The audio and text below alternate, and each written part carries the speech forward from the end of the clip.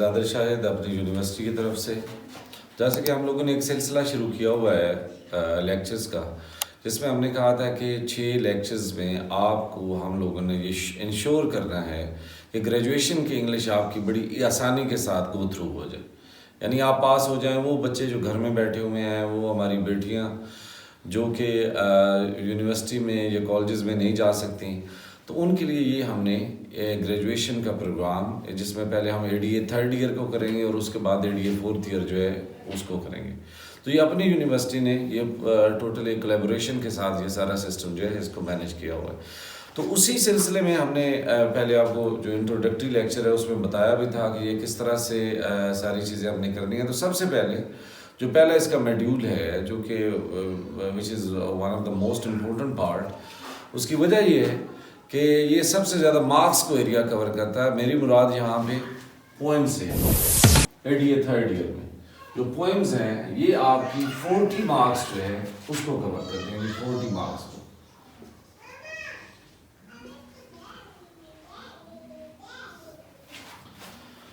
Forty marks को poems हमारी cover करती हैं, और इसलिए आप ये देखिए 100 मार्क का पेपर हो और उसमें 40 मार्क्स जो हैं वो पोएम्स जो हैं वो उसको इंसर्कल कर रही हूँ। तो ये बहुत ज़रूरी हो जाता है कि हम इनको इसके ऊपर बहुत ज़्यादा, पोएम्स के ऊपर स्पेशली बहुत ज़्यादा तवज्जो दें। तो पोएम्स के लिए आपको बताया था, नोट्स वगैरह इंशाल्लाह आपको साथ ही नीचे आपको दे दिए जाएंगे।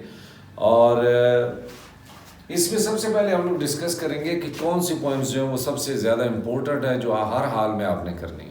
अमूमन होता ये है कि जो आपकी पहली 10 पोएम्स होती हैं उनमें से आपके 2 रेफरेंस टू कॉन्टेक्स्ट और 1 क्वेश्चन आता है, और आगे जो आपकी 13 पोएम्स हैं, यानी टोटल 23 हैं, उनमें से जो आखिरी 11 से आगे 23 तक 13 पोएम्स हैं, उनमें से 2 क्वेश्चन और एक अमूमन स्टैंजा आता है। ये ज़रूरी नहीं है कि जो मैं आपको बता रहा हूँ बिल्कुल ऐसे पैटर्न के साथ, ये जो यूजुअली आता है आपका एक मामूल के मुताबिक, वो यही पैटर्न है।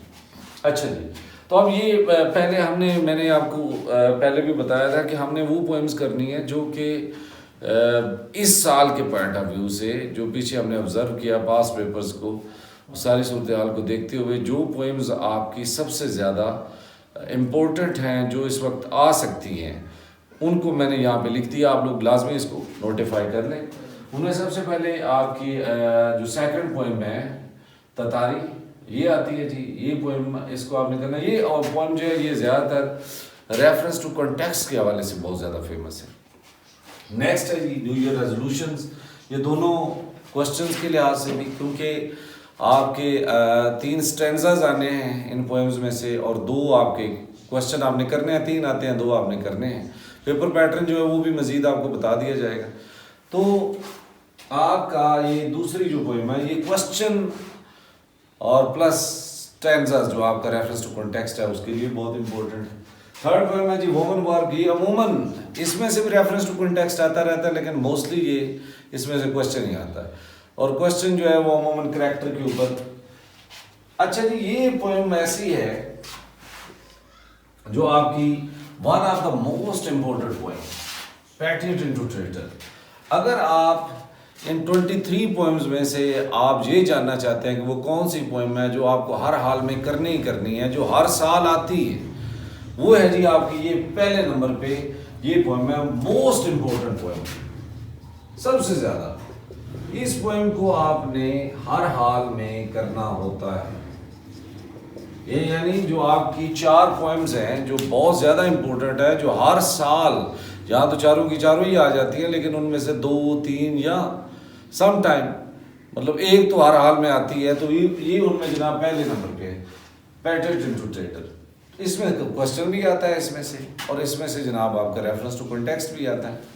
अच्छा जी, 5वें नंबर पे पोएम है जो कि पहले इतनी इम्पोर्टेंट नहीं रही, लेकिन इस साल इसकी इम्पोर्टेंस बढ़ गई है, और ये बहुत ज़्यादा इसके चांसेस हैं कि आ सकती है। वो ये वन आर्ट जो है ये बहुत अहमियत इख्तियार कर गई है।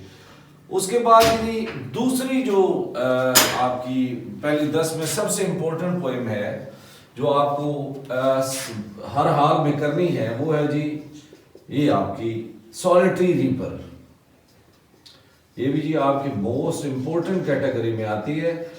अच्छा, इनको बताने का सिर्फ और सिर्फ आपको ये मकसद है ताकि आपको अपनी प्रेफरेंसेस, तरजीहात और प्रायोरिटीज़ इनका पता चल सके, ताकि आप इन चीज़ों को हर हाल में, यानी जब आपके पास कम वक्त होता है तो आपने ये चीज़ ज़हन में रखनी होती है कि वो कौन सी चीज़ें जिनको आपने सबसे पहले करना है और हर हाल में करना है। उसमें पहली 10 में ये 2 पोएम्स जो है ना, ये आपकी बहुत इंपॉर्टेंट है। पैट्रियट टू ट्रेटर सबसे ज़्यादा, और दूसरे नंबर पे सॉल्टी रीपर। ये आप पास पेपर्स भी देखें, आपको खुद ब खुद पता चलेगा कि ये बार बार रिपीट हो रही हैं ये पोएम्स जो है। अच्छा स्टूडेंट्स, अब तीसरी जो आगे नेक्स्ट पोएम है वो भी इम्पोर्टेंट कंसिडर होती है, और लेकिन मैं उसे सिर्फ इम्पोर्टेंट कहूँगा, मोस्ट इम्पोर्टेंट नहीं, जो आपने अपनी तरजीहात में पहले नंबर पे रखनी है। नो बिलाशुबा आपने ये सारी पोएम्स करनी है, लेकिन ये वो पोएम्स जिनको मैं अंडरलाइन कर रहा हूँ, ये भी आपने पहले ही इनको शॉर्ट लिस्ट किया हुआ 11 पोएम्स इसमें से चूज़ किए, लेकिन इन 11 में से भी आगे मोस्ट इम्पोर्टेंट जो है उनको मैं साथ, वो है जी all the world stage. All the world stage जो है ये इम्पोर्टेंट है। ये समझें कि सेकंड रैंक में चली जाती है। जो ये 4th और 6th जो है, यानी पैट्रियट टू ट्रेटर और सॉल्टी रीपर पहले नंबर पे हैं, और ये जनाब दूसरे दर्जे पे आती है जी ऑल द वर्ल्ड स्टेज। ये इस पोएम को भी आपने करना है। इसके बाद ये पॉइजन ट्री है, इसमें अमूमन ये रेफरेंस टू कॉन्टेक्स्ट इसमें से आता है, और उसके बाद ये आगे है आपकी वैनिशिंग विलेज। वैनिशिंग विलेज जो है ये रेफरेंस टू कॉन्टेक्स्ट और सवाल के लिहाज से, क्वेश्चन के लिहाज से ज़्यादा इंपॉर्टेंट है, लेकिन आपने रेफरेंस टू कॉन्टेक्स्ट जो है वो भी उस हवाले से भी इसे देखना है। अच्छा जी, आगे जो ये आखिरी 10 में आ रही हैं, जो आगे पॉइजन ट्री के बाद जो आ रही हैं, ये सारी आखिरी 10 में से हमने 4 सेलेक्ट की हैं। इनमें जी ये भी मोस्ट इम्पोर्टेंट है, जो ये 10वें नंबर पे यहाँ पे आई है, when I have fears. John Keats की बहुत अहम पोएम है ये भी, यानी आपने हर हाल में इस पोएम को भी करना है। ये भी मोस्ट इम्पोर्टेंट है, मोस्ट इम्पोर्टेंट पोएम में इसका शुमार होता है। और आप पास पेपर में देखें, ये समवेयर और अदर ये जनाब आ रही होगी, तो ये जनाब आपकी व्हेन आई हैव फियर्स, इसमें से क्वेश्चन भी आपका आता है, और इसमें रेफरेंस टू कॉन्टेक्स्ट ज़्यादा, रेफरेंस टू कॉन्टेक्स्ट के हवाले से ये फेमस। अब नेक्स्ट हम देखते हैं, जो आप कहें कि जो ये आखिरी जो 13 हैं उनमें सबसे अहम है। जैसे पहली 10 में पैट्रियट टू ट्रेटर और सॉल्टी रीपर हैं, तो आखिरी 10 जो हैं, आखिरी 13 जो हैं, उनमें जो सबसे टॉप पे है वो है हॉक्स मोनोलॉग। आपने कभी भी हॉक्स मोनोलॉग को नहीं छोड़ना है। अगर आप चाहते हैं कि आप जनाब कोई एरिया आपका मिस ना हो, तो आपने ये भी जनाब मोस्ट इम्पोर्टेंट की कैटेगरी में आती है जी हॉक्स मोनोलॉग। सो आपने हॉक्स मोनोलॉग जो है इसको कभी भी नहीं छोड़ना। ये कभी 1 से 10 वाली जो अमूमन हम लोग कहते हैं जी पहले 10 कर लें या 12 कर लें, वो यहाँ पे ये आपका वो एक अमली सादर नहीं आएगी।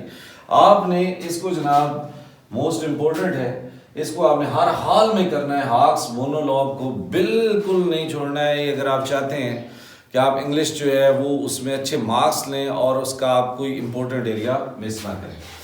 तो ये तो था कि हमारी कौन सी पोएम्स हैं जो हमने करनी है।